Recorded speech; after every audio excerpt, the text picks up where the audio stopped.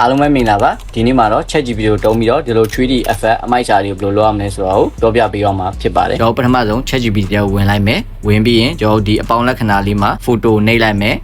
နှိပ်ပြီးရင်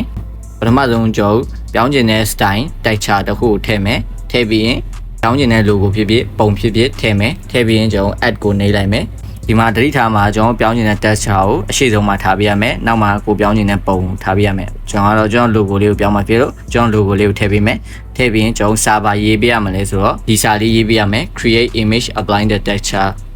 ဘာညာဆိုပြီးမှရေးပေးရမယ်ပြီးရင်ကျွန်တော်ဒီ send cloud ကိုနှိပ်လိုက်မယ်အဲ့လိုဆိုရင်သူစနေပါပြီခဏတော့စောင့်ပြရမှာမယ်သူ processing image လုပ်နေပါပြီဆိုရင်ကျွန်တော်ပြောင်းနေတဲ့ပုံလေးရပါပြီကျွန်တော်ကဘယ်လိုဆေးရမလဲဆိုတော့ save cloud လေးကိုနှိပ်လိုက်မယ်ဒီ texture တွေကိုဘယ်လိုရှာရမလဲဆိုရင်ကျွန်တော် Chrome မှာ resolution လေးကောင်းကောင်းလိုချင်တယ်ဆိုရင်ကျွန်တော်ဒီ website တွေကနေရှာလို့ရပါတယ်